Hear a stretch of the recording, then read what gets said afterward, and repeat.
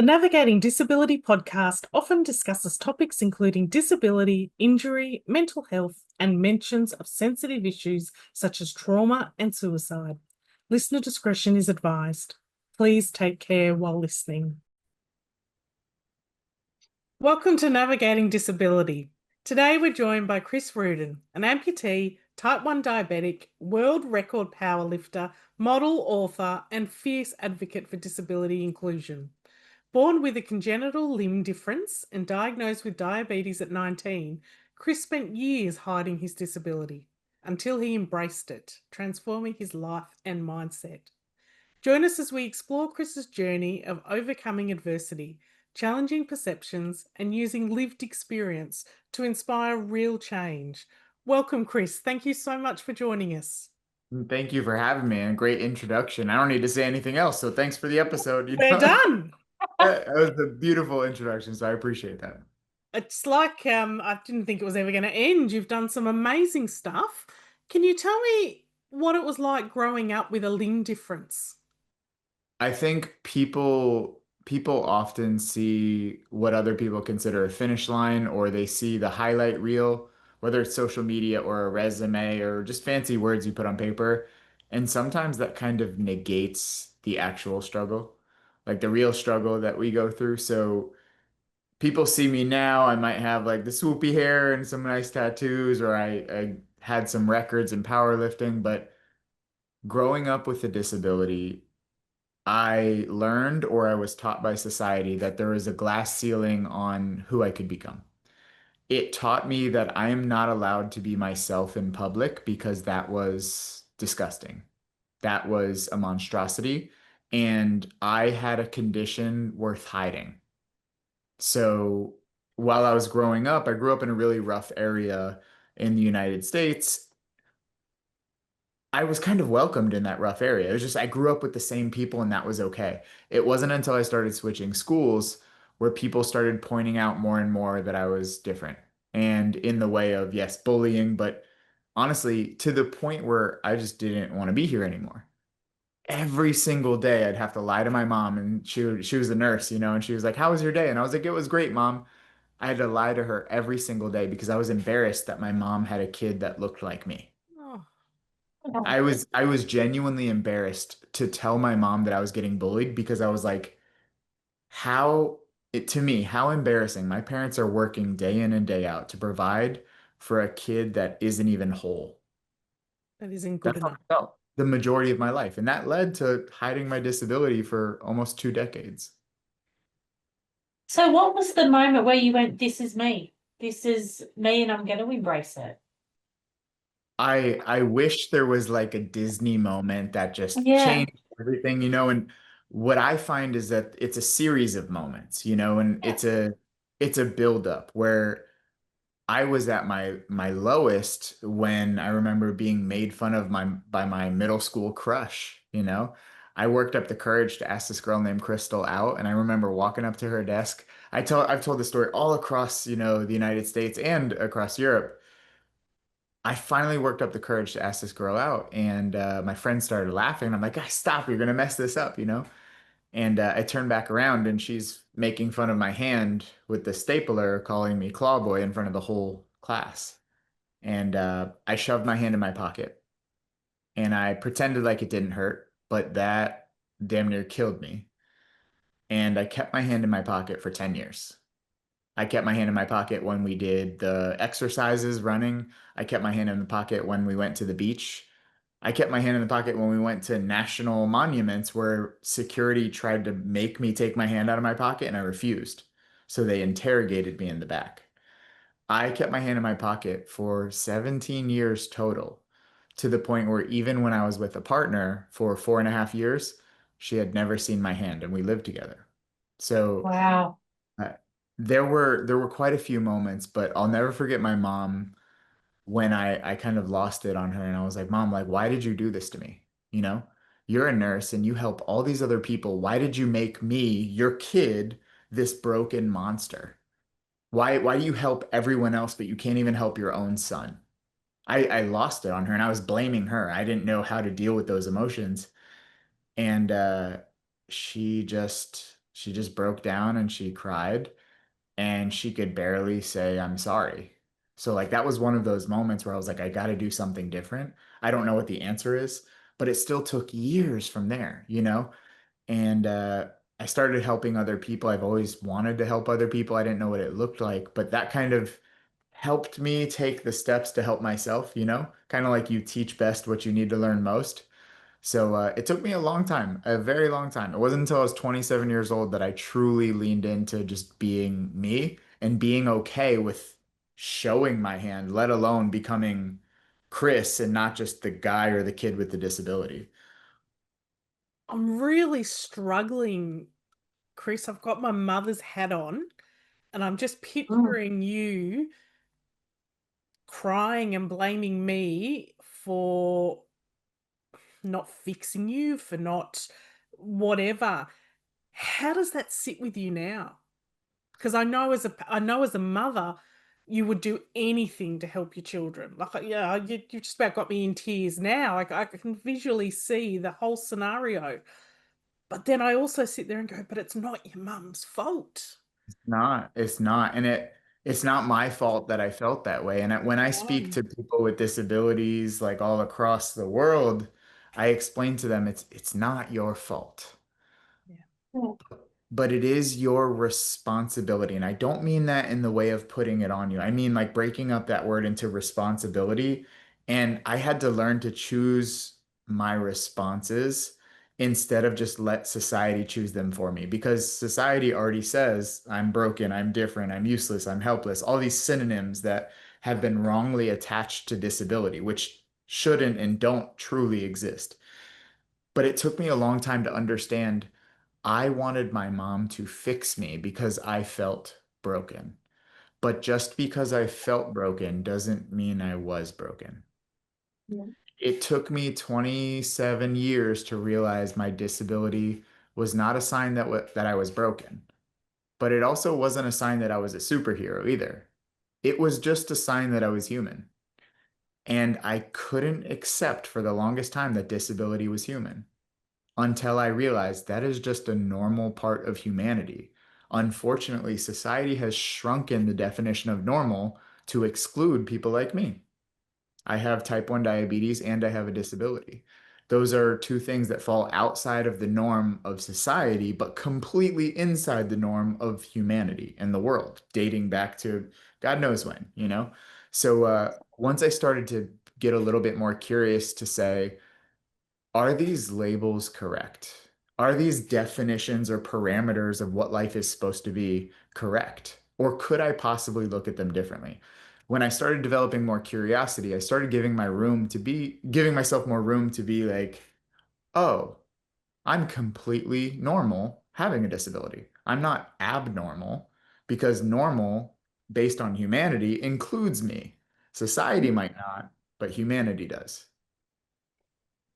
So, what do you wish more people understood about living with a disability?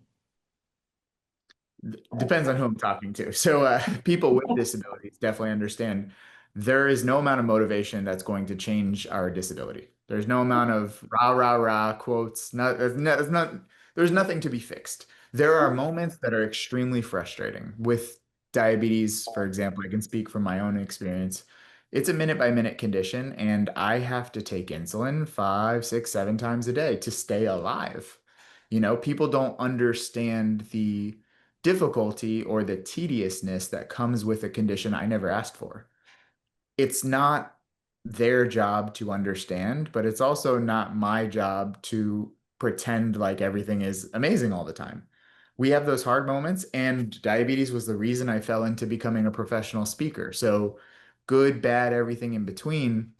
I think the best thing I've ever done was stop looking at perspectives from a good or bad approach and rather saying like, is this effective or ineffective? And do I just need time to process it right now?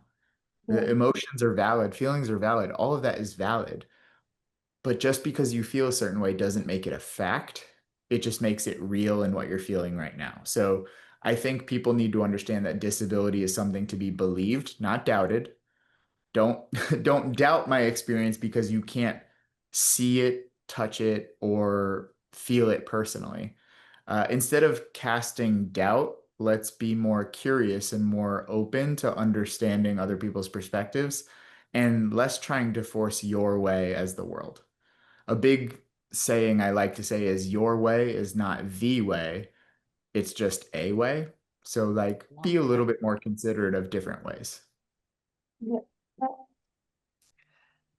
I want to come back to this. You talk about 27 was your defining time where you'd spent 27 years trying to hide your disability to now being open and proud and who you are. What switched? How did you get to that point?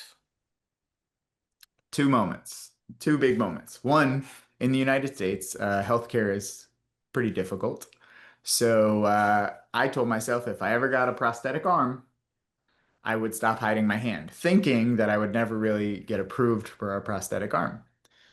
I got approved, and it was the happiest and worst time of my life because I was like, I can't go back on my word. Yep. So I was like, okay, this is going to be the defining moment. In that process, I met a little girl who was probably 9 years old at the time. I was speaking at a Disney event, and there was 800 people there to see me speak in the diabetes space. This little girl had just been diagnosed, and her family let her spend the day with me at this event. I bought her a hat. Like, it was so cool. She was just like following me around like a puppy. It was such a great day.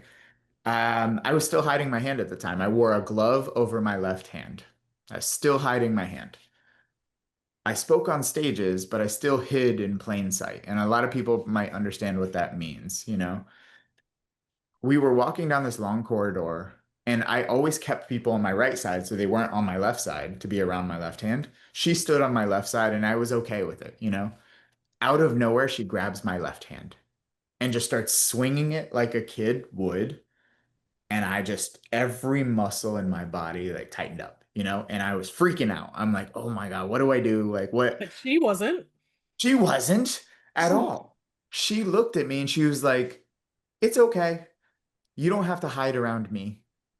Oh, That oh, it crushed me, but it also was the thing I needed to hear and like feel to be like, there's 800 people here to see me speak, but this little girl is the only girl who actually saw me. I was like, if she is cool with me, why am I not? Like, what am I missing? So that kind of created that curiosity to be like, what do I see that she doesn't, or vice versa, you know? Once I got the prosthetic arm, I was like, okay, I'm gonna make a video on YouTube coming out, showing my hand. I'm gonna post it on YouTube for my own sanity, and that's my moment, you know? I didn't think anything of it. I woke up the next morning to 7 million views on YouTube, and wow. I'm getting a call from Dwayne The Rock Johnson. And I'm like, what the hell is going on? Apparently, by me showing that, especially as a guy in our world, like vulnerability is seen as weakness or like, I don't know. Like to be a more masculine presenting guy, being willing to be vulnerable and talk about mental health and disability. I had thousands of messages of people just like me in the disability space saying, I hide my disability. I've never felt comfortable. And I was like, oh my God, I'm not alone. But it really felt like I was alone because I didn't know anyone else like me. But I was doing the same thing other people were doing to me. I was assuming, based on the story I told about other people's lives, that they were good. I built this beautiful highlight reel out of other people's lives and a terrible story about my life. And it just opened my eyes. Like all of the temporary fame that I got, ended up getting on a TV show with The Rock and all this cool stuff. But the best moment was being able to go in public without hiding my hand anymore. And I had never felt that for the majority of my life. Wow, that's amazing. Well, my kids would be in awe of you with The Rock, because I appreciate that. I was definitely it's one of those kids who played with his action figure. So it was a cool full circle moment, you know? absolutely. So what does your life look like now in your Uh, day-to-day life? yeah, I mean, I'm still a normal person. You know, I have my disability, but I am not my disability. That is probably the biggest distinction. I've learned to become my own person who also happens to have a disability, but it's not. it's not who I am. It's just part of my normal life. Same thing with diabetes. Now I'm a professional speaker, so I've used those lessons and messages that I've learned around change and inclusion to help leaders create better cultures, more inclusive cultures that lead to benefits for everyone. So I've spoken at hundreds of different corporations all around the world. I've taught speakers, especially in the inclusion space, how to become more professional speakers. I've written 2 books and I've broken records in powerlifting and I've done some cool stuff on paper, but again, the coolest thing is just to be unapologetically myself, not to be mean or rude or have the pitchfork ready, but it's more so like I stand up for myself in the community that is so often underrepresented or misrepresented. And I can't speak for everyone, but I speak with everyone. And I hope that I can just be the person I've never had growing up. And I absolutely love what I do for a living, and I know I'm going to do it for the rest of my life. Acceptance is a wonderful thing, isn't it? Radical acceptance is something I speak on often, and it took me a long time to realize no amount of resisting what's real, resisting reality will change it. And I was fighting So so true. long for something that I couldn't control. And it's not, I had to stop taking blame and fault on myself and start saying, like, what can I do with where I'm at right now?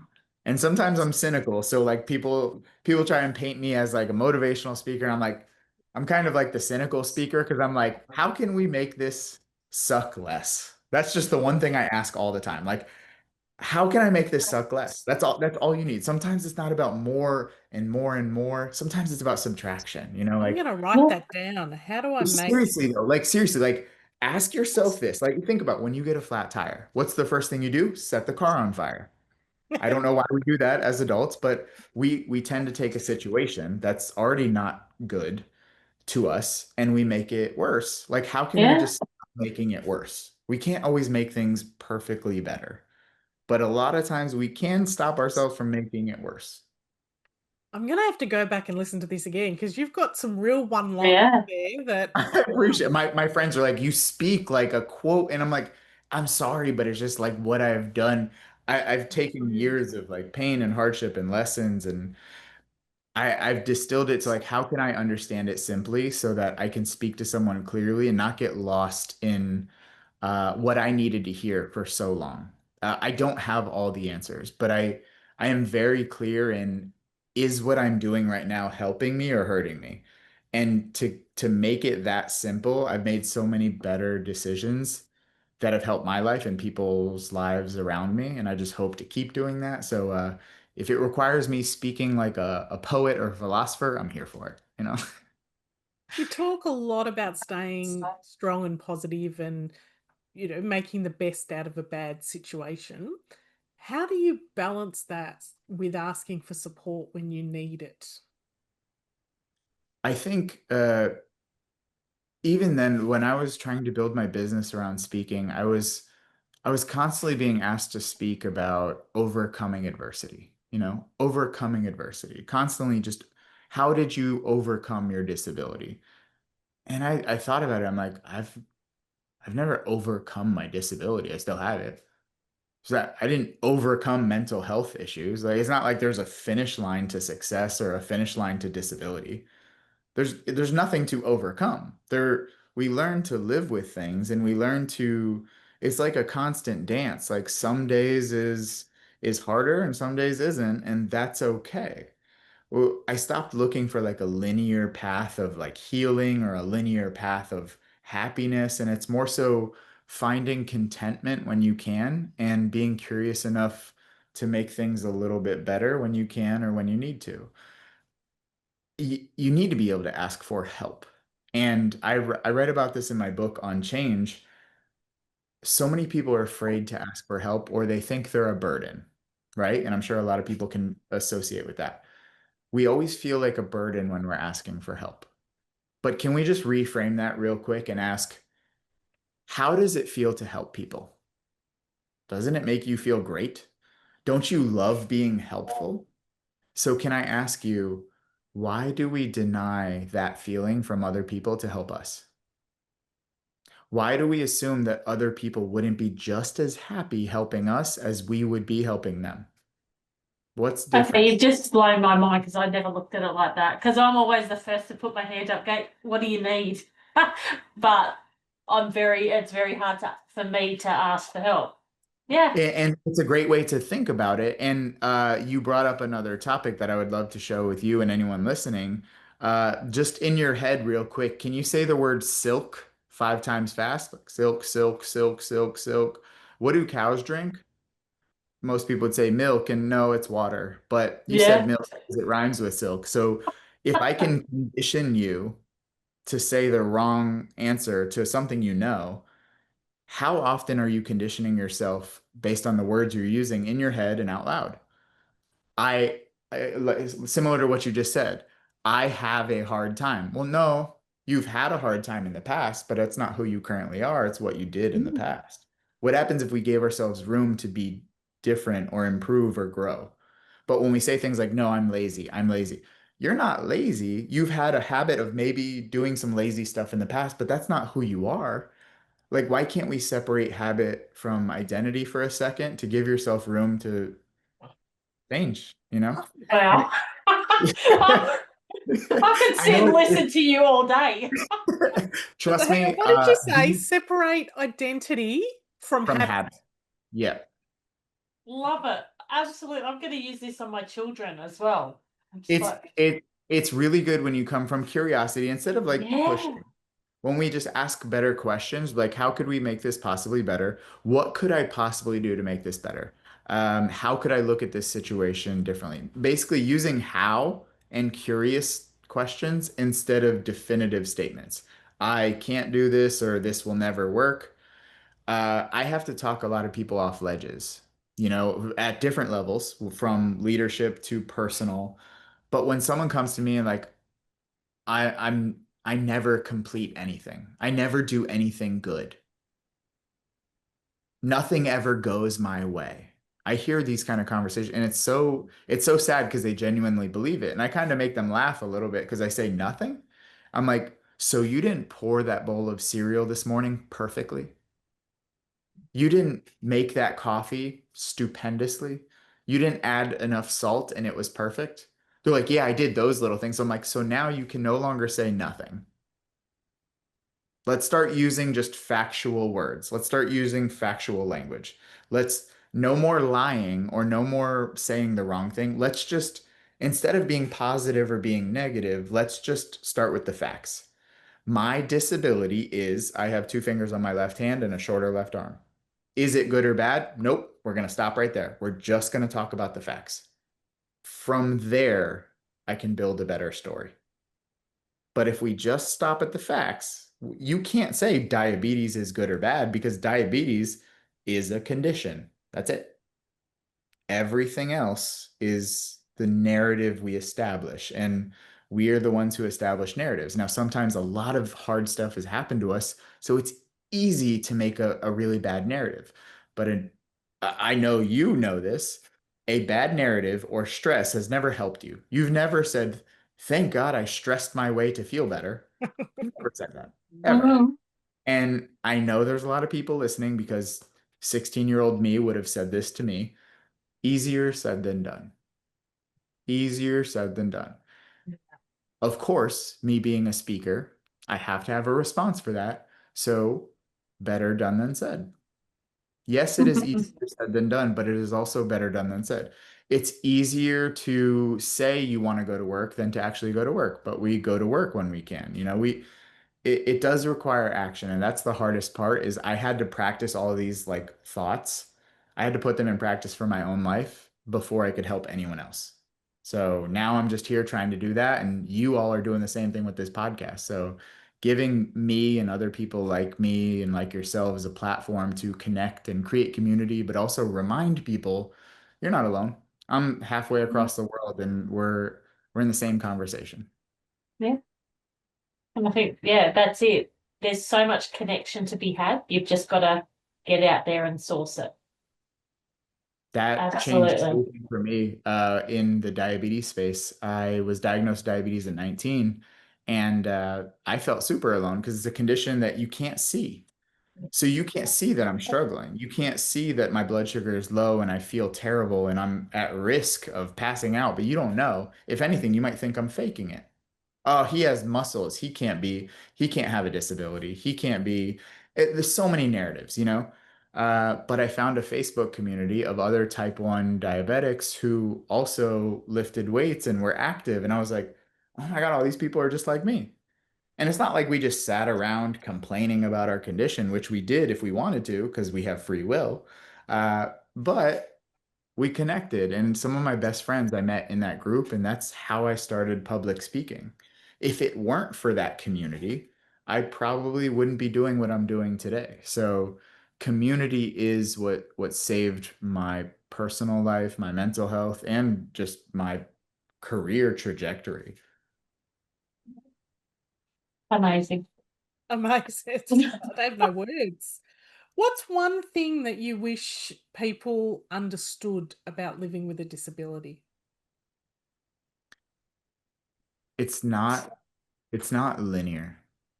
There's no universal disability experience. And I mean that on a broad scale for like a lot of people who have similar conditions, and even for me with the same condition across different days. It's not linear. So people will say like, "Oh, your blood sugar is low. Why didn't you manage your condition?"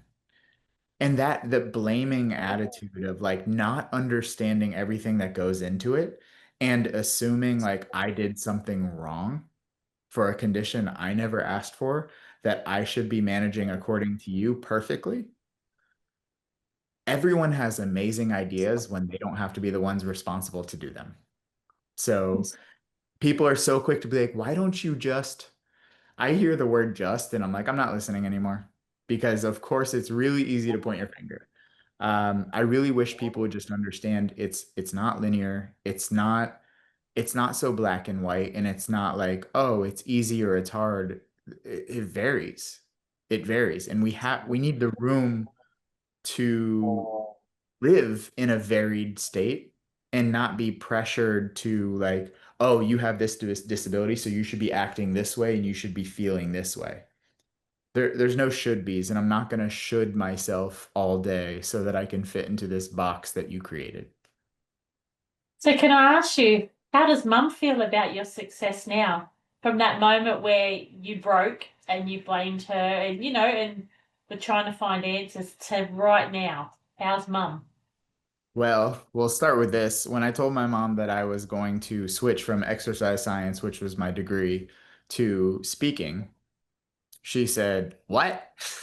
She's like, "Yeah, mom, I used to get in trouble for speaking in class, and now I get paid to speak. It's crazy, right?" Oh, there you go.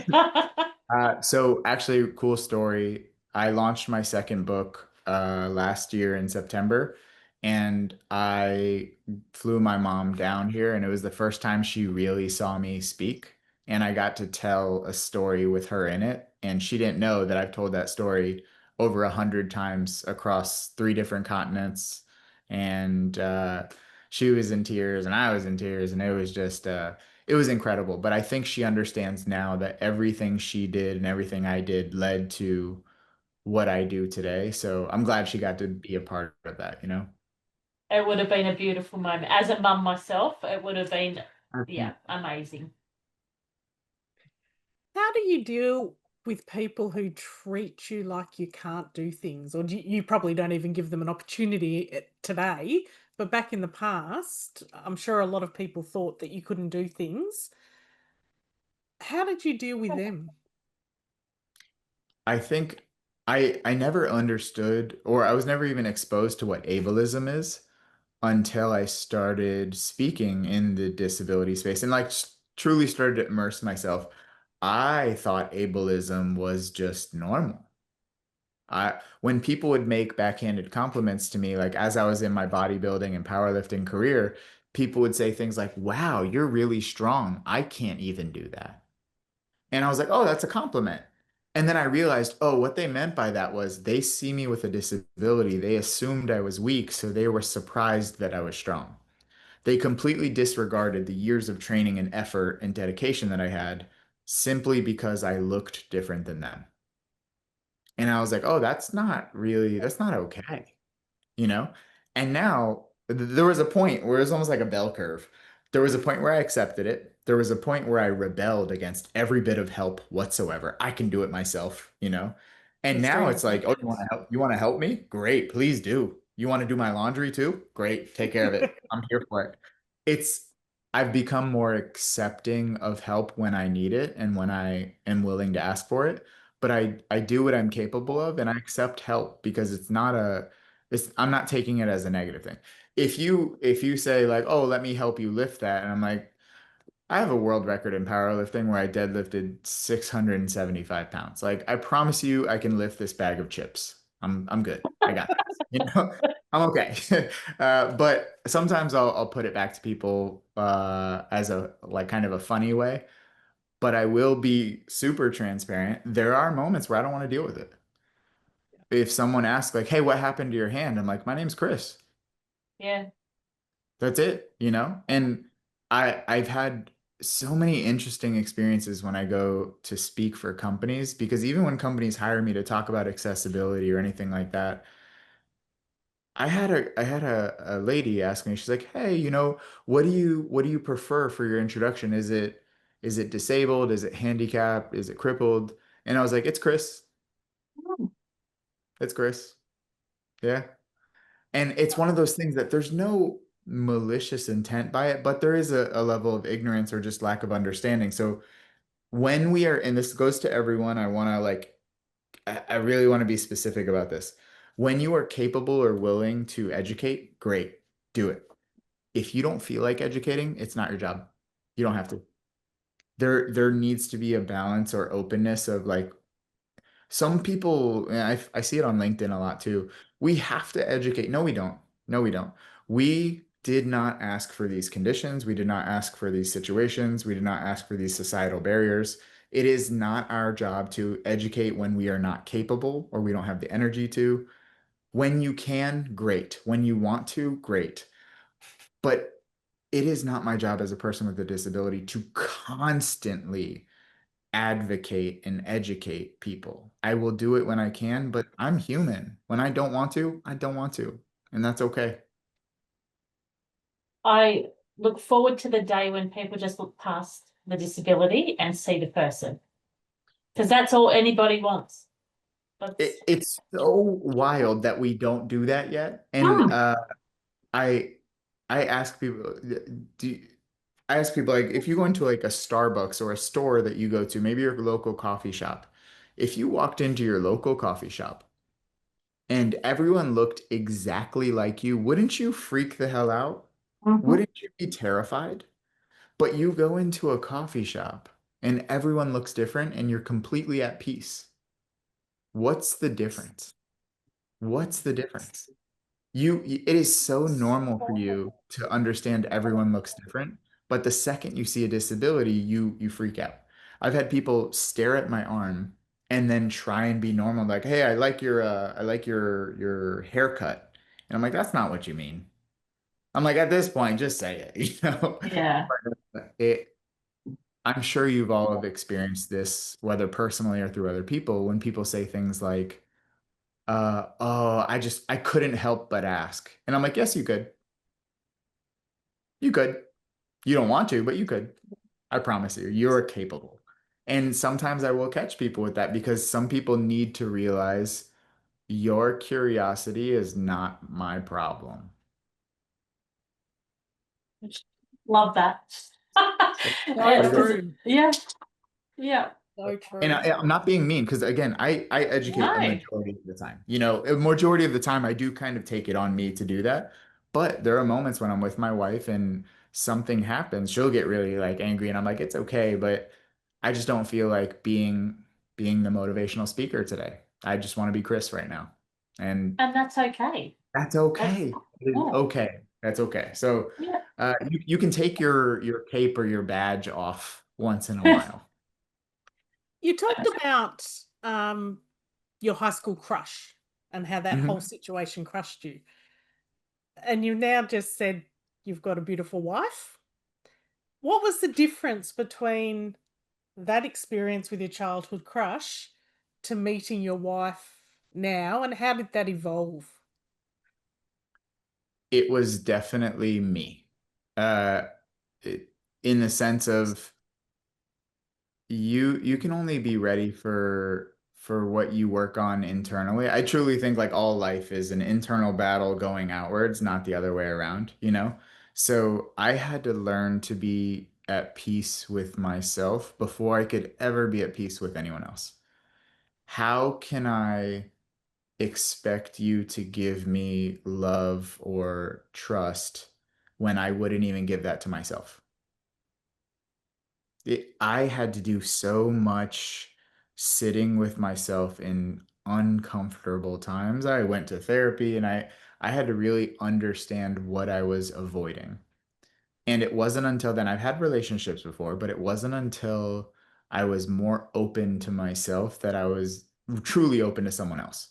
It was always like 40% open here, 60% open here, but this one was more so right time, right place, best chemistry, and life partner. So when when you are good yourself, and not good meaning great or perfect, I try and get away from the whole like chasing pure happiness and go more for contentment because that's the stuff we get on a daily basis.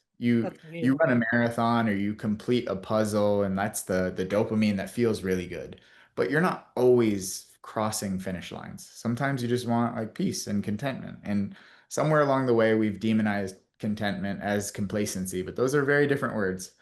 So finding more contentment in the simple moments allowed me to meet someone and be open to the idea of two whole people coming together instead of 80% here, 100% here, and constantly trying to feed off of that. You know, does that make sense? Absolutely. I love that. That's, yeah, very, very true. As we start to wrap up, what kind of world do you want to help build for disabled people, especially young people, so that they don't go through the similar experience to you? So I think I was super excited to get into the world of like adaptive fashion and doing adaptive modeling, wearing clothing that's designed with people with disabilities in mind, and started to get into a lot of disability inclusion work. And the more I got into it, I almost started to feel like it was just like reverse segregation. I felt like a lot of the inclusion stuff was just creating more silos, and it was community, which was nice, but it was still separate. It wasn't truly integrated because we're creating spaces for this marginalized group over here. And I was like, wait, why are we putting them over there? Why are we putting them in the corner? Like, it's great that they're connecting, but like, why are they not also connecting with us? And I was like, oh, a perfect world to me is a world where we don't have to mention DEI or inclusion or disability inclusion. Like, that's not a thing. I want to get rid of that component of my business. In a perfect world, I don't speak on inclusion. It's like speaking on air. We know it's there. We don't need any more conversation about it. It's the norm. In a perfect world, I would ruin my business because I don't want to have to speak on like how to be a decent human.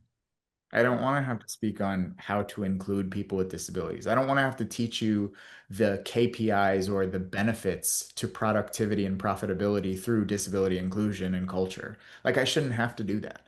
So, in a perfect world, a kid would see another kid and be like, hey, do you want to play? Or, hey, you stink, you know, like that's it. And nothing to do with a disability or a difference. If anything, curiosity. Maybe there's a combination of like better parenting, more social media and societal exposure, more representation. There's a lot of facets to it, but in a perfect world, it's just normalized. And I would love to see a kid with a disability or a disease like diabetes and say, I am just as normal as you, and say that full confidence. You know, not as a affirmation in the mirror, but to be a genuine feeling, that would be a perfect world. Absolutely agree. 100%. It shouldn't even be talked about. It shouldn't It need to be shouldn't. talked It's just, about. yeah, It should just happen. yeah. What are you most proud of in your journey so far, and what does the future hold for Chris? That's definitely a tough question. I think as my therapist would be looking at me like this, like, what are you proud of? You know? Uh, that's still something I struggle with is like finding room to be proud. Um, there's still that feeling of needing to compete, and it's because my whole life I felt like I was competing with other people, maybe because of my disability or because the narrative I had about my disability. I would say what I'm most proud of is for a long time I chased the social media fame. You know, I ended up getting 150,000 followers across all platforms, and I have some cool accolades on paper. But I think the thing I'm most proud of is stepping away from the that kind of rat race and finding contentment and peace, not only with my disability, but with loving what I do for a living. And not to the point where I'm like, I'm happy to send 50 emails a day. Like that sucks. That's not fun, but that's work. That's okay. Um, it's more so permission to slow down sometimes. There's still moments where I need to have my head down and work, but permission to slow down and permission to see what's around you and not just constantly chase more. I remember hearing a quote that was like, enough is never enough for the man who already doesn't have enough. And I sat with that for so long because I was like, if if you already don't have enough, you'll never have enough. Because if you can't find peace right now, you're always going to think peace is coming from somewhere else. And I was like, what happens if I tried to find peace now, even though my life is not perfect? If I tried to find peace now in the process of also growing? And that's what I challenge people now to do. I'm like, what happens if you found peace and confidence and comfort now? It's not easy, but it would be worth it. Find a little piece of peace now and also grow to where you want to go. Why can't both coexist? Like, why does it have to be one or the other? So, in doing that, my goal is to continue doing what I'm already doing. I'm coaching speakers, which is a great way to give back. So, I've become this speaker and I am up there on the speaker circuits. You know, I love speaking to different companies. Uh, but I really want to develop that program to help other speakers, especially in the disability space, learn how to turn it into a business and not just get asked to speak for free or for exposure. We are getting way too used for our disability status in these companies, and there is a very good amount of money that can be made because of the impact you have as a speaker with a lived experience. So I hope to be that voice of reason for a lot more people. Chris, I can't thank you enough for your time today. It's been absolutely inspiring and a joy to listen to your experience, your knowledge, your outlook on life. I certainly will be listening again and writing down a lot more quotes to what you've said. We will be uploading your details, so if people want to reach out, they can. But thank you so much for your time. I really appreciate it. Of course, and I just want to say thank you for doing this. It's way too easy to just say, oh, you know, people don't really need this, or oh, other people already do some podcasts. By you doing this, you're giving people who are uncomfortable or haven't found that contentment or that community, you are giving that thing that I wish that I had when I was a kid. You Oh, know, that's you're, Wow. yeah. But I'm serious. Like people are one conversation away from completely having a new outlook. And I can't fix anything because nothing's broken. But just by having this conversation and the conversations you have with different guests, I was looking through. If one guest offered one idea to one person, you are making a tremendous impact on our community and the world. So please keep doing what you're doing with the same energy you're doing. I absolutely loved it, and I had no problem joining from halfway across the world to make it happen. at midnight. We really do At appreciate midnight. It's it. okay. We're here, and I'm so glad that we made this work. Thank you so much, Thank you, Chris. Chris. Have a Of course. lovely Thank you night. all. I love it. Take Appreciate it. care.